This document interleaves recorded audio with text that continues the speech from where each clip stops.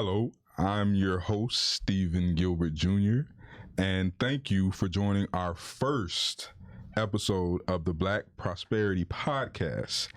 Today's episode is about leveling up in the new year. And before we start, today's special guest, I'd like for you to introduce yourself to the people. Yes, well, first, thank you so much, Steve, for having me. I'm really excited to be on this podcast. My name is Aitzarelys. I'm a CPA. I specialize in financial statements and reporting. And what I'm an expert in is really helping people and business owners increase their cash flow, slash their debt, and then gain time freedom with a money system that works. That's awesome. So today's episode is built around understanding the finances, right? And how important it is in the everyday activity and lifestyle. Sometimes it gets lost in the shuffle. So, I'm really excited about today's episode to kind of dig deep and understand the importance and how to get to financial freedom. So before we get into our financial tips, right, please kind of give us an insight on your business and how you found your way into this industry as a money and business coach and a certified CPA, might add. Yes. So I think this is a great topic to kick off the new year. And for me, it actually started from high school. I won't go way back into that moment, but long story short, when I was in high school, there wasn't money for me to go to college. That wasn't the plan, and it actually reflected in how I behaved, right? In school, when you think that there's nothing else after. And it wasn't until my guidance counselor pulled me aside and asked me about college, which I laughed. I was like, college? What are you talking about? There's no money for college. But she introduced me to the world of scholarships, and I ended up, getting a full ride to school. Right after that conversation, everything changed for me, and I think it planted a seed of how many resources are out there that our communities don't know about. Fast forward into my career, I got a job, was making more money than anyone in my immediate family had experienced, and I didn't know how to manage it. Right, I got into a lot of debt. I felt a lot of shame.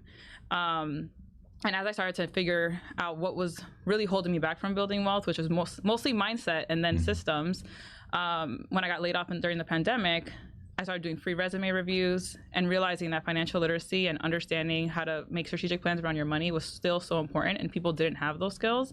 And that's kind of what launched my business. So Strategies and Tea, which is a play on words where I'm spilling the tea from being about gossip to things that can help uplift our communities.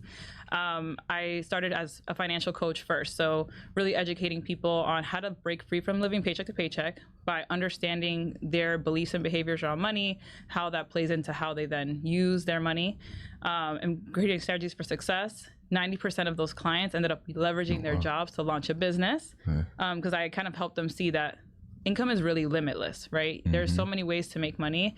One income stream is way too close to none. Yes, and so now I'm doing bookkeeping. So that kind of then introduced me into the bookkeeping side of the business, right? Because I have these clients who are now building businesses. And what people don't realize is that when you're a business owner, especially a growing business, you're one person wearing multiple hats. So the way that you move with money in your personal life is going to bleed into how you move with money in your business as well. So that's kind of how I am now supporting people through coaching, through bookkeeping support, and helping them on both sides of the aisle. And to touch back on something you said that I think is very important, growing up, financial literacy wasn't something that was really taught to us in school, right? So like you said, a lot of us, I know for myself, I didn't have a scholarship fund put away for me to be able to go to college. I really relied on sports, right? But not everybody has that option. Right. And understanding at a young age the importance of financial literacy can definitely help you throughout your years of your adulthood, and becoming an adult, so to say. This is something, like I said, I'm very excited to talk about, because this is something that's important, that when we know better, we do better, right? So when you hear the term financial freedom, what does that mean to you, or what does that kind of look like? Yeah, so I think financial freedom really means and there's another topic people say, like financial independence, but financial freedom is you can cover all your expenses, all those things are good, but on top of that, set an extra layer above financial independence where now you can really start making decisions that align with your values, things that bring you the most joy. And I think that's what financial freedom means to me. It's like you've reached financial independence, so you're work optional, right? Your expenses are covered. Maybe you're making passive income, and now that additional level, like now I can really do things that align with my values. Maybe I want to start a nonprofit. I want to travel the world for a month. Like you really start to be able to leverage the income that you have and the money that you have to do things that bring you and your family the most joy. Is my interpretation of what that freedom looks like. So would you say financial independence should be the first step, whereas once you're financially independent, you could become financially free? Yes. So for me, I think step one is that independence, because it's saying I'm independent from having to rely on debt, having to rely on other people, having to rely on this job. Does that mean I think debt is evil? No, I think you could leverage it, right? We could leverage it to strategic OPM, y'all, other people's money. There we go. You beat me to it. Yeah. It's the name of the game. But I think the fact that you don't need to depend on it, that's the independence piece, right? That's level one. And then once you have that, it's like, okay, now I have this all covered, right? What I need to live my life and the lifestyle. How can I now enhance my lifestyle? I think that's the freedom part of it. So I do think it's different. I think the independence is step one. Mindset is step one. Right. And that leads you to independence. You know, and it's key. If you look at banks do it all the time, right? Yes. The banks are using OPM, other people's money. Yes. They're using your money, gaining interest, making money off of your money, right? So once we understand the financial world, it's limitless, right? It's something that's not to be scared of. It's embrace it. Yeah. You know, so that's definitely cool. Yeah, and I think I like you mentioned that because when I first started creating content for my business, I would end all of my reels with think like a bank. Like I help you think like a bank, because I was an auditor, right? So we're auditing these big companies. We're seeing what's going on with their money, and what people don't realize is people that have money, they know where their money is. They know where the money is sitting. They know what banks they're using. Like they have a plan. Absolutely. And so we need to start moving in that way, right? That's the life we want to have. So then we need to behave in that way too. Yeah. So I like that you said that. I think it was funny. Great minds think alike, right? And you know, kind of on the money topic, right? We all want to save money, but cutting expenses can sometimes feel like you're sacrificing more than you really have to. Yeah. What are some practices for people that may need to kind of cut back on finances without sacrificing their lifestyle or their happiness, to sort of say? Yeah, so my biggest thing is around budgeting. Preferably zero-based budgeting is the method I use with clients. But people hear the word budget and they get the ick. Right. They're like, oh, I have to give up all my favorite coffees, all my favorite things. Like dieting, right? Right. But what I want, you know, those of you who are listening or watching this is understand that let's take away the word sacrifice and replace it with realign. I'm realigning certain things to meet future you. So I'm all about future you. Like, what's the lifestyle you want to live? Right? And from there, you're going to say, okay, I'm going to realign. And in order to do that, you have to see where you're spending your money right now. People create a budget and they're planning on their savings and cutting off their debt, paying off their debts, but they're not thinking, well, what's my reality? So then they create a budget that's unrealistic and they don't meet it. And then they reaffirm this belief in their mind that, oh, I can't do it. It didn't work. It didn't work, right? So instead, my first tip is take a look at how you've been spending right now, where your money is going. And then look at the top 5 areas, except for, you know, rent, right? Because those are going to be the biggest ones. Look at the top 5 areas and ask yourself, is the way I'm spending my money getting me closer or farther to the life I want to have? Right? And that's when you start to realign. Say, okay, for right now, I'm going to reduce my spending in these areas and I'm going to increase them here. That might look like increase paying off your debt, increase your savings. Always save first, right? Like put money aside for yourself. But when you start to shift how you're speaking about it, you'll start to move more positive when it comes to managing your money, right? Like, oh, I'm not sacrificing, I'm realigning. A is more empowering. A is taking away that ick. And then also recognizing that budgeting and managing your money, it's a math problem. If you want more stuff, then you make more money, right? You don't have to give up everything.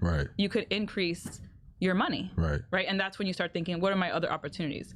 I saw a truck the other day by the Bright Line, And on the back of this SUV, it said grill cleaners. They are a grill cleaning business phone number right there. Like they're out here cleaning people's grills. Listen. You can make money with anything, right? So it's just, breaking away from this thought process that we've been drilled in our whole life. Like sit in a classroom, sit at the desk, go to the job, sit at your desk, work your 8 hours, go home. That's all you can do. The rat race. Right? Like that's not true. There's more that you can do. Right. You just have to be open to it. Yeah. So I think those, the first thing is the mindset, changing the terminology, taking a look at what are your real numbers so that you can create a budget or a money plan that makes sense, that's realistic to give yourself the win. Because if you don't give yourself the win, you're just going to reconfirm that belief that you can't do it, and then nothing's going to change. Yeah, just setting yourself up for, failure, right? Yeah.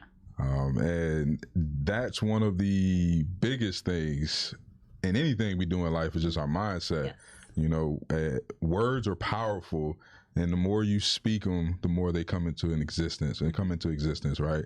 Yeah. And it's funny, not funny, I'm glad you used the word realign instead of sacrificing, right? Because it makes you feel like you can accomplish it, right? It's something that you want to do versus something that you feel like you have to do, right. And just that mindset will allow you to succeed, right? Because oftentimes we start something and we don't see the results right away, we say, oh, it didn't work. Now I got to go back to the drawing board and go back to what I'm comfortable with doing, right? Yeah. I'm comfortable living paycheck to paycheck, right? I'm comfortable paying all my bills and being able to say, well, at least my bills are paid, but now I can't afford to go out to grab a bite to eat, or I have to manage my gas because, hey, I don't know if I have enough to cover me for the next week. Yeah. So, I definitely agree with that and believe in realigning our mentality to grow and understand that there's ways that we can still do the things that we want to do without giving up everything. So I think that's huge. And on that topic, is there a rule, like a percentage that you would say? Is there like an 80-20 or 50-30, type of 50-30-20 type of rule to where you say, okay, well, 50% of my expenses are going to go for my overhead, which would be either my house, utilities, car payments, and then the other 30% will be, groceries, miscellaneous, and then the 20% would be saving. Is that something that's possible for somebody that's kind of living paycheck to paycheck right now? How would you get out of that mentality and into being able to get in that situation? What would you say? Yeah, so I think the percentages definitely depend on, again, what are your actual numbers?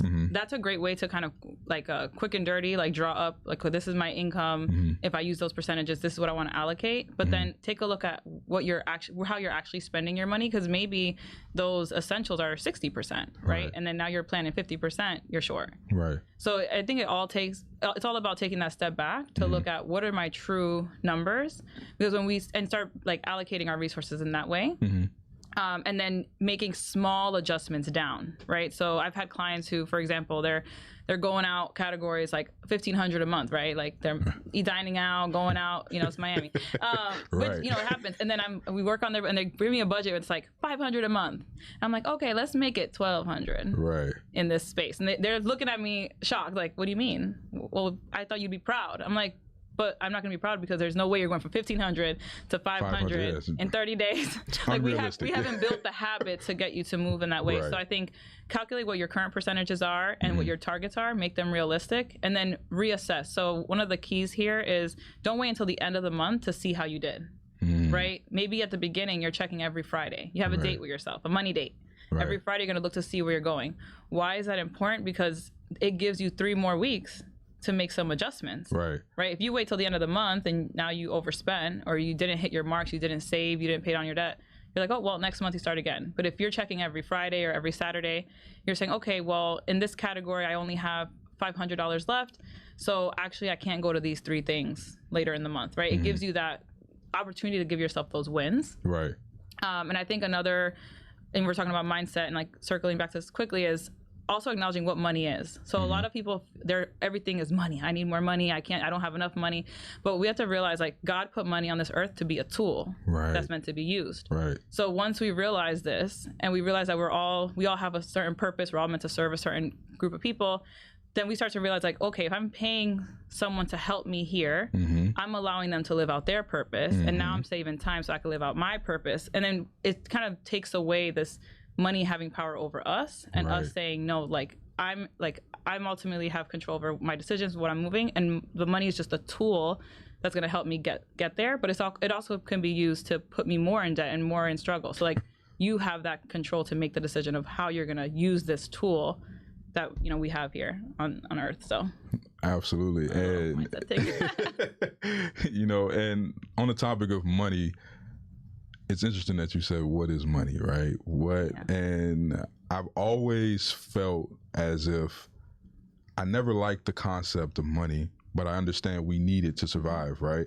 So having that mindset and understanding that money isn't everything, because whether you're a multimillionaire, a billionaire, or whether you're living paycheck to paycheck, problems are always going to arise, right? Yeah. In some cases, there's no amount of money that could get you out of those situations, right? So understanding that money is essential to our way of life because this is civilization. Yeah. But also understanding that it's not everything. Yeah. And in today's society, a lot of us feel as if we don't have any money, we don't amount to anything, right? We don't have a status.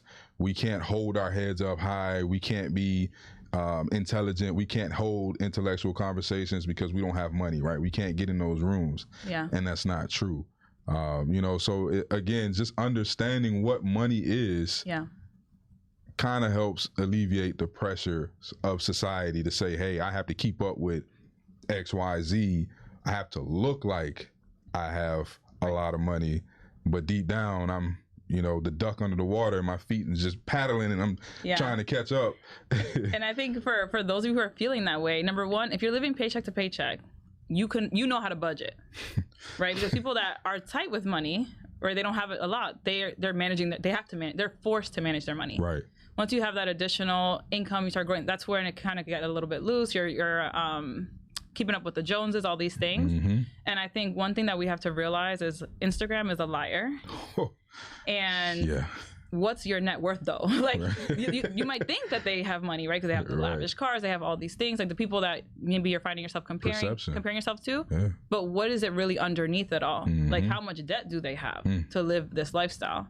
And one example for one of my clients is, one of my clients constantly felt like, said that they were stupid with money. They couldn't learn. I always was like, no, let's redirect. Like, we're not going to say those things anymore.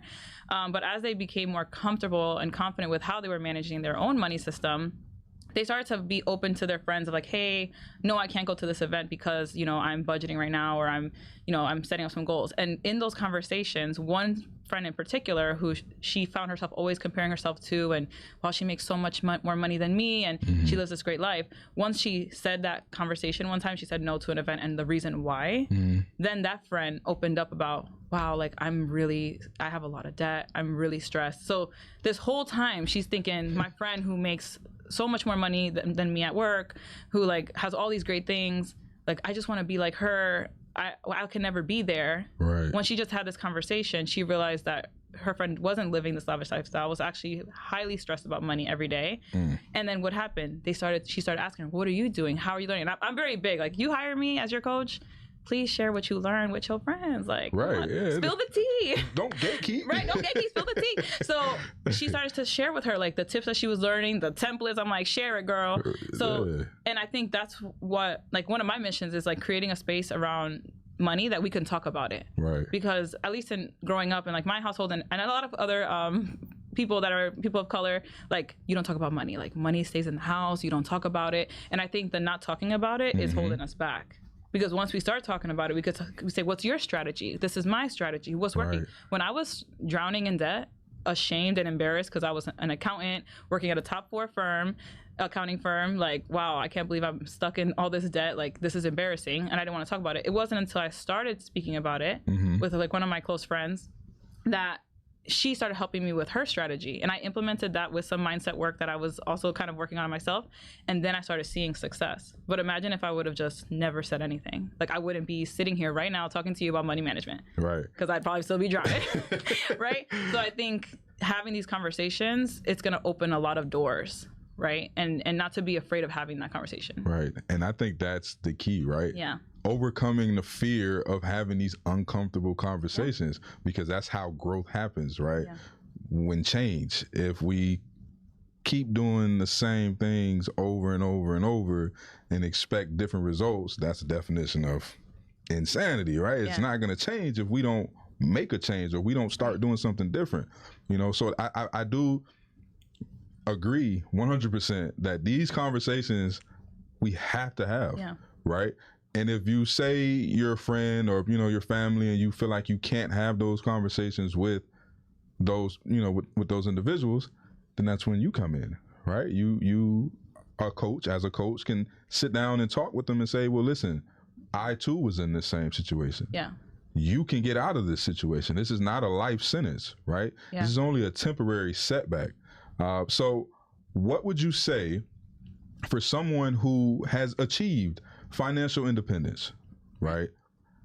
How do they stay financially independent and not fall back into, you know, debt?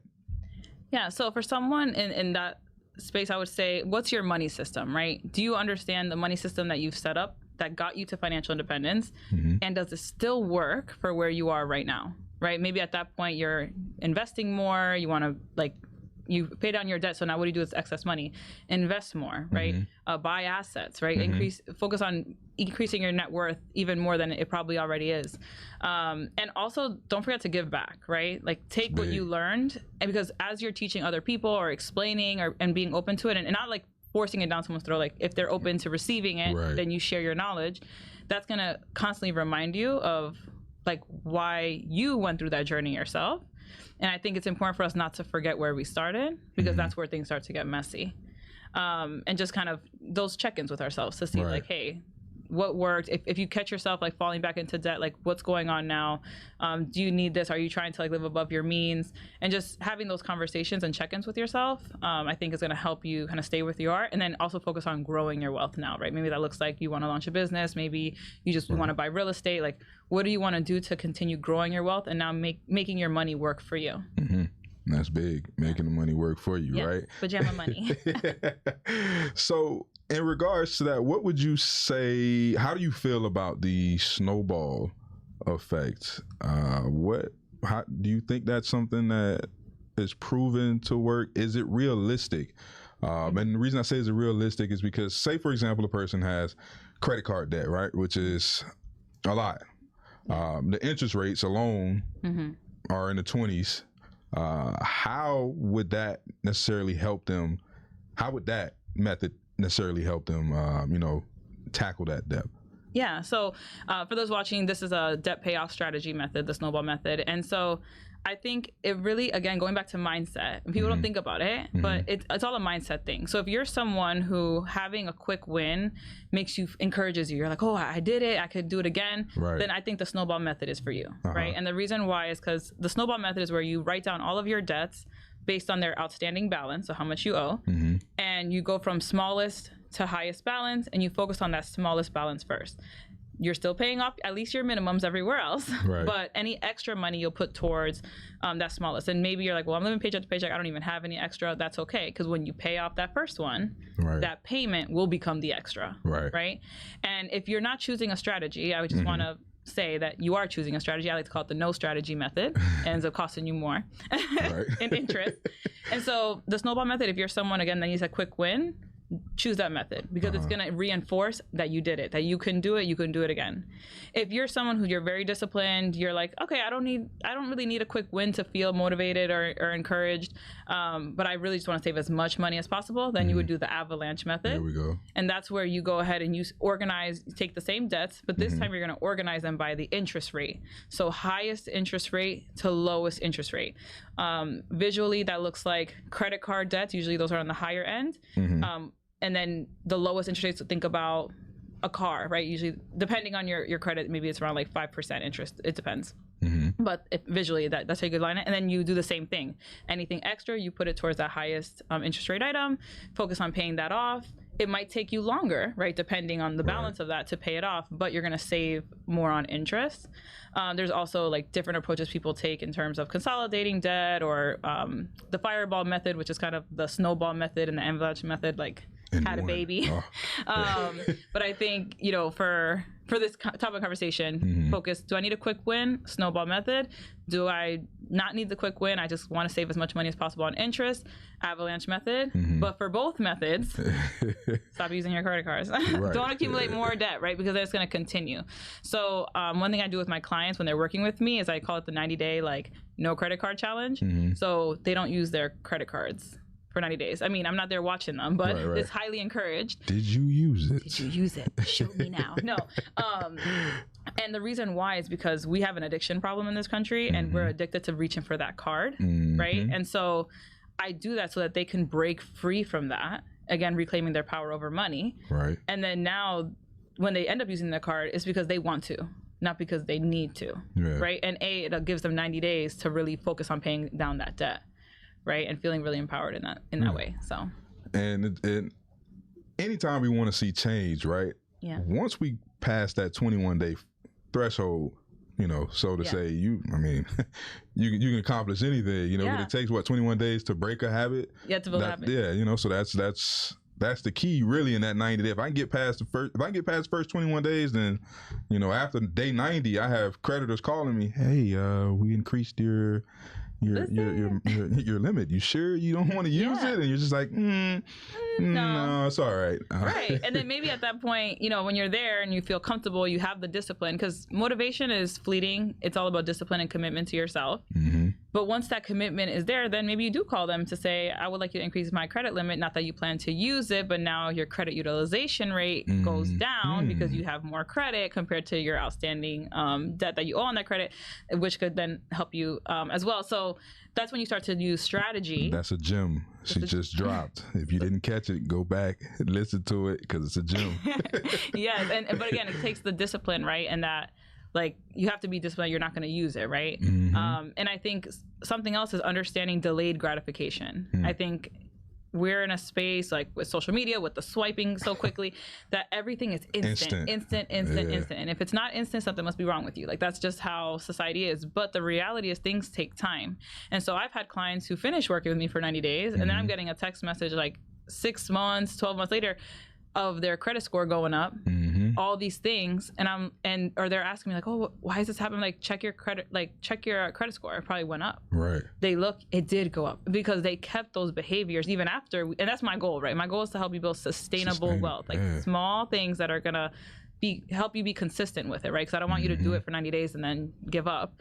And so they start seeing these things. Do I do credit repair? No, I don't. But it's happening organically, because they're being able to manage their money better, because they're paying off their debts, because they're feeling more empowered in their decision.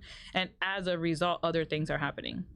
I had a client who used, when I talked about limitless income, used what I taught them to negotiate a raise at their job and a promotion, right? Because they didn't, you know, I don't teach people like, go be a business owner if that's not in their heart. Right. But like, hey, are you still chasing the cheese at a job that there's no opportunity for you to grow? Yeah. Or are you doing something outside of your job description? Like, can you leverage this, have a conversation to get promoted? So this is what they did, got a double-digit raise, right? Wow. And so now they've built their money system, and now they have more money, right? So a lot of the money that we're looking for is hidden in how we spend it. We have more immediate control over that, right? How you said, like, cutting all the things when you do budgeting. Yeah. Like, that's in your immediate control. Right. But on the other side, again, of that calculation, what are you doing to now grow your wealth in a different way? Yeah. So. And, you know, this topic is, we can really talk about this all day, right? Because it's something that we don't really talk about on the daily. So, and it's so much knowledge. And once you really understand the game, you can really take off, right? And so, you know, this is something that we'll definitely continue, you know, just touching on this subject, because it's something that we need to talk about more, quite frankly. You know, it's not something that you just talk about once and then we go about our day, right? This is something that we can definitely use and continue to fuel and help people say, you know, hey, look, listen, I can do this. This works, right? So I just want to thank you for joining us again this will not be the last time. We'll definitely keep this going. And thank you for joining us again on another wonderful edition of the Black Prosperity Podcast. Please leave us with one final thought, and also share your information as how people can contact you for your help. Yeah. So again, thank you so much for having me on this. I think this is great. I get a little nerdy, so I love it. But one thing I will leave you with, and something I say all the time, is give yourself grace and go at your own pace when it comes to money. You are unlearning things that you've been reinforcing in your mind since you were a child. Okay, so give yourself grace as you're changing these things in your life. And the way you can find me is at Strategies and TEA on Instagram, Facebook, LinkedIn, strategiesandte.com. And yeah, that's all. Thank you.